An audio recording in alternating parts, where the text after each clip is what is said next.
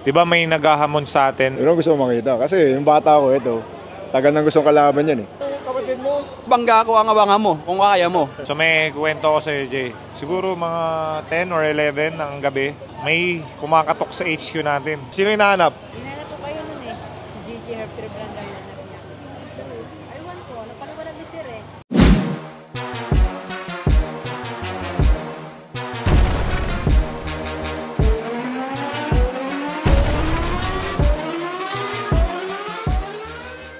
Meron tayong kailangan pag-usapan, importante. Di ba may naghahamon sa atin na mga influencer all-star? So sabi ng mga comment section natin, yan. Ito, yung grupo na yan. Nagano nga sa akin, tinag ako. Tinag ka. IG story.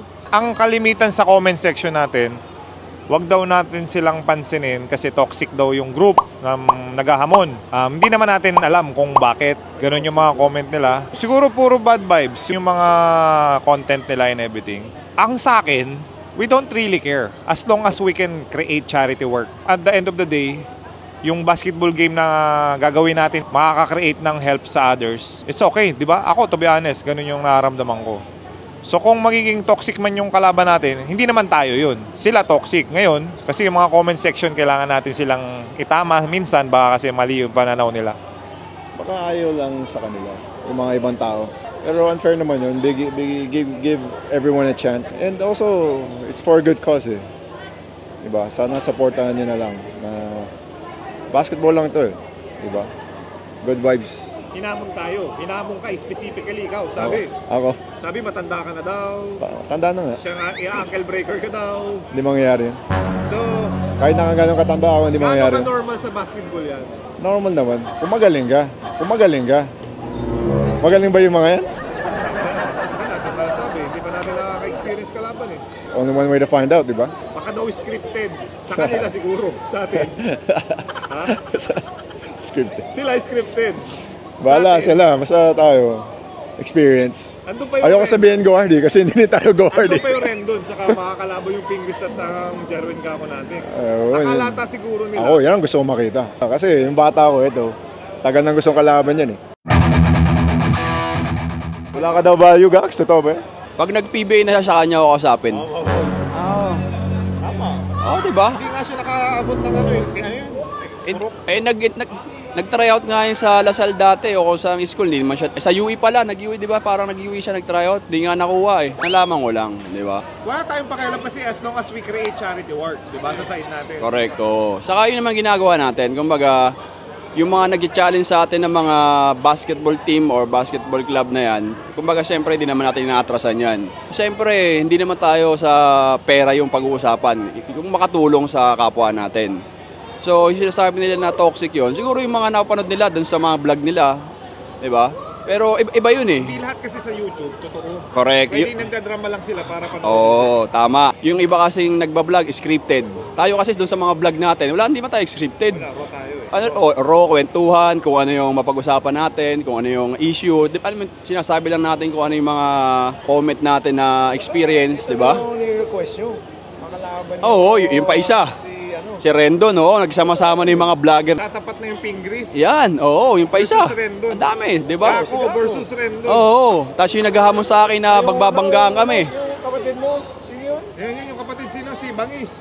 Elder Brand? Oo, di ba may sinasabi ka doon? Matanda na eh. Hindi na matanda na eh. Oo, haring bangis ba yun? Pinagin mo pangalan ko. Pustahan daw 1 million.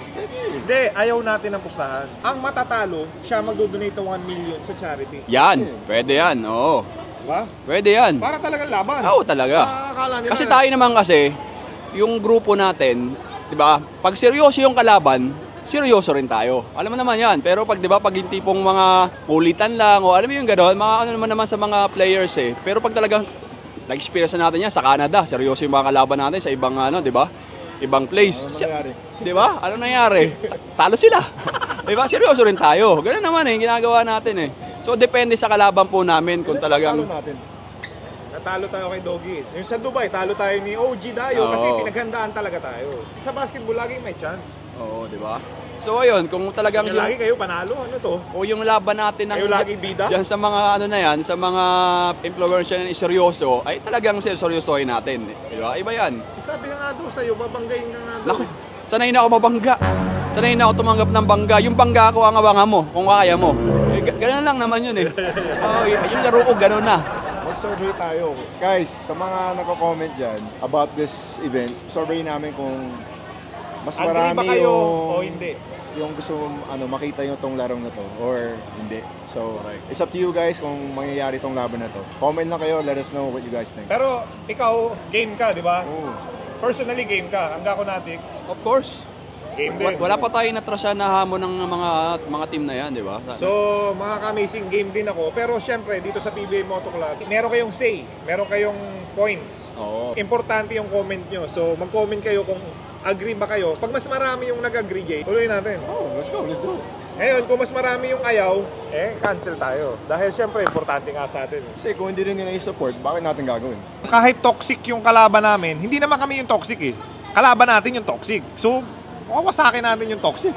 Tama ba? Pag toxic na, kailangan buwagin na yan. Kailangan basagin. Pasagin na yan. Oh. Toxic na eh. Ikaw. Hindi na dapat pinapalaki. Ibig sabihin, tayo yung kakampi natin lahat. Toxic na yung kalaban eh. Saka sila yung naghamon talaga. Ang lalakas ng loob maghamon. So, Tagal na yan. Kailangan tapusin na yan. Oh, yes.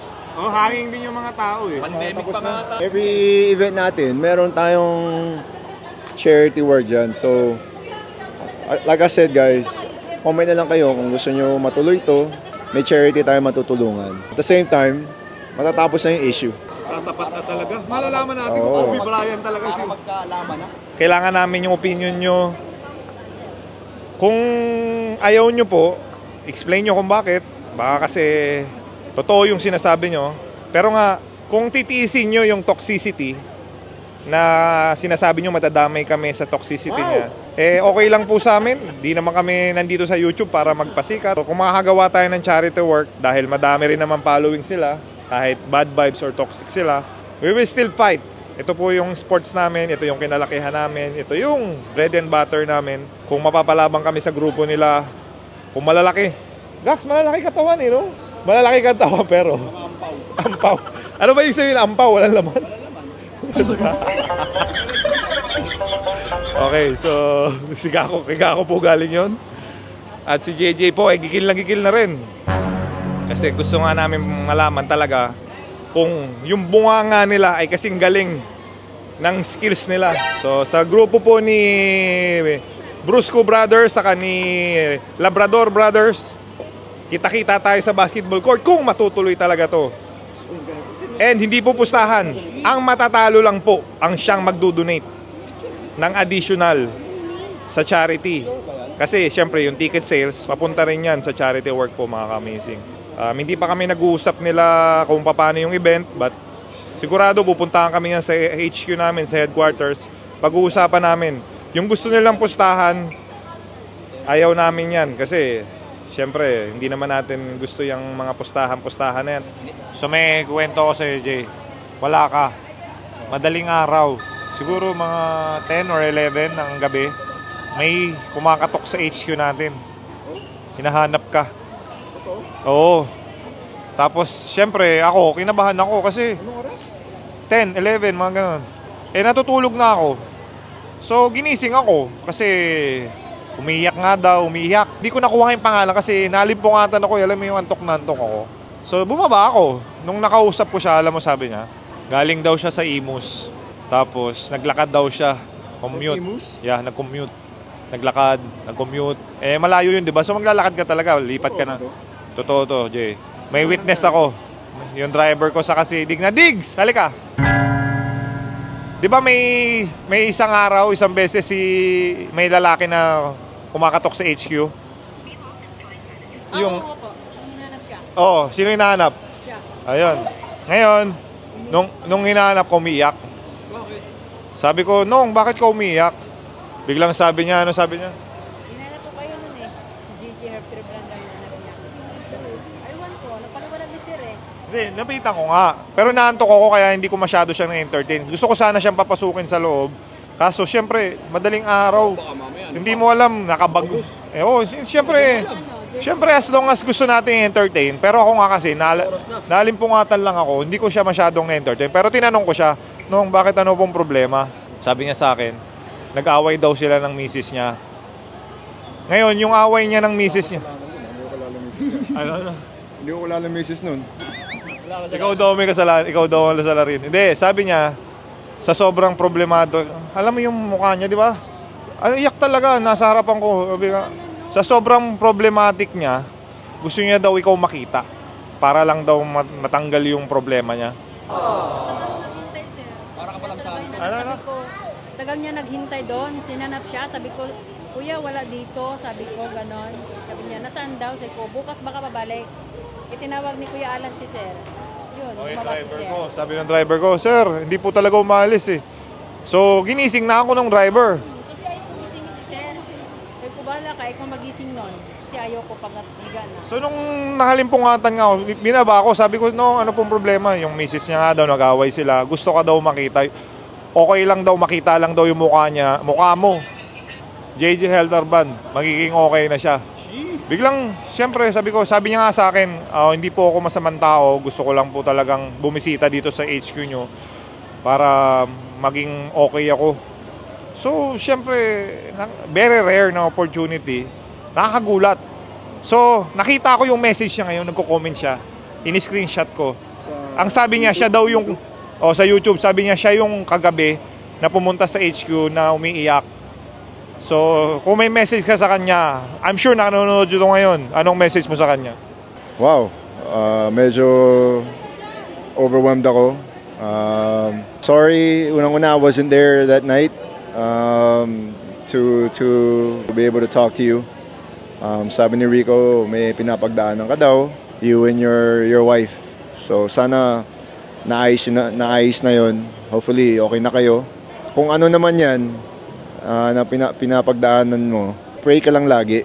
Yun ang advice mabibigay ko sa'yo. Pray ka lang lagi. Kasi ako, wala naman ako ma-offer sa'yo eh. Pero God can handle all things na you pray for. Just pray. Pray always. Next time pag pupunta ka sa headquarters, usually mga between 12 to 5 nandun kami. Usually. Pero not every day. So, that's mahirap yung pupunta ka sa gabi kasi unang-una is past office hours na and ayan, natutulog na si Rika nun. So, hindi ka masyado ma-entertain. Sa akin, si Kuya, I apologize kung hindi kita na-entertain. Nagulat ako. And inaantok talaga ako. Pumasok na sa isip ko eh.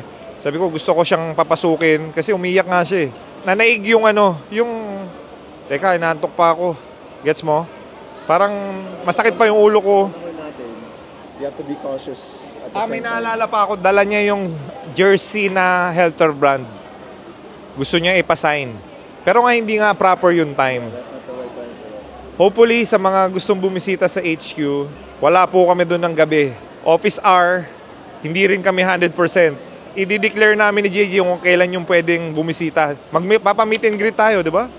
So, yung mga papasign ng jersey ni JJ, or ni Mac Cardona, or ni Jerwin Gaco, i-declare po namin yung specific date.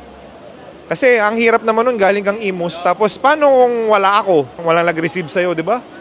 Mas masakit naman yun. Sayang yung pamasahe, sayang yung effort, sayang yung, nagbakasakali, di ba? Okay ka na, hopefully, naayos niyo yung problema niyong mag-asawa. At the end of the day, ang mapapayo ko naman, sa akin, Jay, ang mapapayo ko, lahat ng bagay naman napapag-usapan. Kung may problema, lahat ng problema, may solusyon. Stay amazing ka lang and God bless. So, si Makmak, pagka gusto mo ng kausap, pwede ito si Mac. Ayun, gusto niya. Ano, address mo?